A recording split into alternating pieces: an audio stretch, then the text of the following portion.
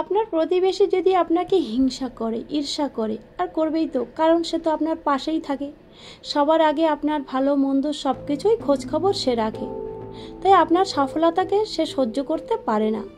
Simple. তাহলে আপনি কি করবেন সেটা নিয়ে আজকের পর্ব। ভিডিওটি শুরু করার আগে একটি অনুরোধ, ভিডিওটি যদি ভালো লাগে তাহলে একটি লাইক দিন, আর আপনি যদি চ্যানেলে নতুন হয়ে থাকেন তাহলে সাবস্ক্রাইব করে বেল বাটনটিতে ক্লিক করে অল বাটনে ক্লিক করে দেবেন। তাহলে আমি ভিডিও আপলোড করার সাথে সাথেই আপনার কাছে নোটিফিকেশান পৌঁছে যাবে। চলুন তাহলে শুরু করি। আজকের আমি আপনাদের এমন 3টি উপায় নিয়ে শেয়ার করব যেগুলো শুনে শুধু আপনার প্রতিবেশী না, পুরো সমাজকেই আপনি চমকে দিতে পারবেন। আর কমেন্টে জানান আপনার আশেপাশে এমন প্রতিবেশী আছে কি না। চলুন তাহলে শুরু করি। এই 3টি নম্বর উপায়ের মধ্যে প্রথম নম্বর উপায় নিয়ে আলোচনা করছি। নিজের উন্নতিতে মনোযোগ দিন। নিজের উন্নতি হলো সেই শক্তিশালী অস্ত্র যা আপনার প্রতিবেশীর হিংসাকে চুপ করিয়ে দেয়। যখন কেউ আপনার সাফল্যের কথা শুনে হিংসা করে বা হিংসার আগুনে জ্বলে ওঠে, তখন তার জন্য সেরা প্রতিশোধ হলো নিজেকে আরও এক ধাপ এগিয়ে নিয়ে যাওয়া।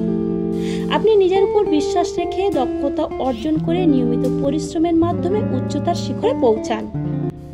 যেমন আপনি যদি পড়াশোনা করে থাকেন তাহলে সেটাতে মনোযোগ দিন। আপনি যদি কোনো চাকরি বা স্বপ্নের পথে এগোতে থাকেন সেদিকে এগোতে থাকুন। দিন দিন আপনার কাজের মাধ্যমে আপনি নিশ্চয়তা দেখাবেন। একমাত্র আপনার সাফল্যই হলো আপনার প্রতিবেশীর হিংসার উত্তর। আর দ্বিতীয় নম্বর উপায়টা হলো চুপ থাকুন। চুপ করে থাকাটা দুর্বলতা সেটা নয়, এটা একটা শক্তি। আর এই দ্বিতীয় নম্বর উপায়টা আবার অনেকেই বোঝে না, আর সেটা হচ্ছে আত্মশান্তি। চুপ থাকা মানেই যে দুর্বলতা সেটা নয়।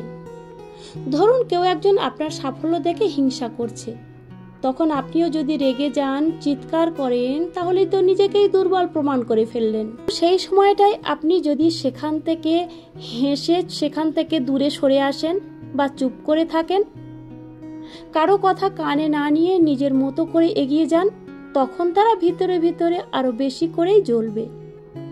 আর সেই সাথে তারা এটাও ভাববে একে তো কোনো মতে দমানো যাচ্ছে। আচ্ছা, একটা কথা ভাবুন তো, আপনার প্রতিবেশী এরা কি চায়? তারা চায় আপনি কষ্ট পান, ভেঙে পড়েন, আপনি হতাশার মধ্যে দিয়ে দিন কাটান, আপনি হার মেনে নেন। আর আপনি যদি সেটা না করে উল্টোটা করেন, মন দিয়ে কাজ করে যান, সফল হন, তাহলে তারা নিজের থেকে পিছনে লাগা ছেড়ে দেয়। তখন তারা নিজের থেকে দূরে সরে যায়। চুপ থাকা মানে আমি তোমার কথায় নয়, আমার লক্ষ্যে বিশ্বাস করি।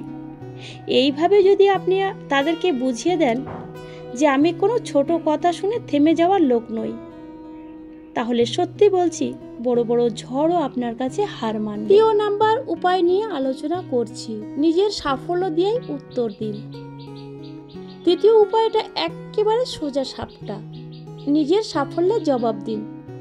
যে আপনার পিছনে কথা বলে, আপনাকে নিয়ে হিংসা করে, তাকে নিজের উন্নতি দিয়ে চুপ করান, যেন তার মুখে কোনো শব্দ না থাকে।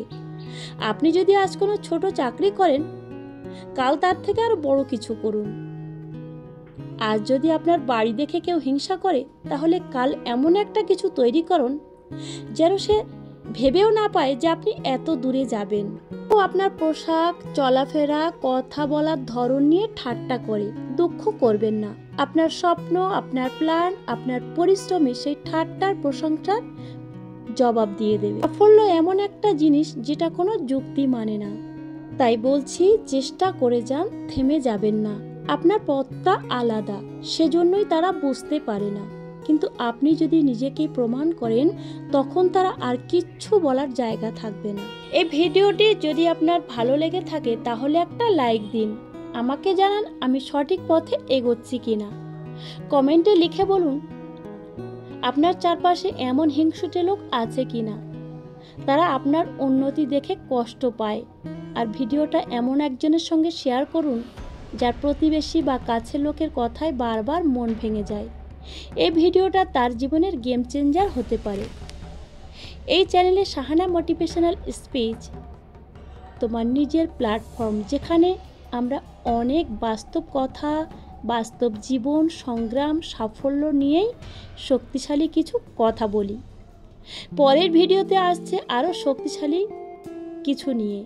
ততদিনে নিজেকে ভালো রাখুন আর মনে রাখবেন, আপনি যদি জিততে পারেন তাহলে একদিন আপনি সব কিছুকে বদলে দেবেন, শুধু হাল ছাড়বেন না।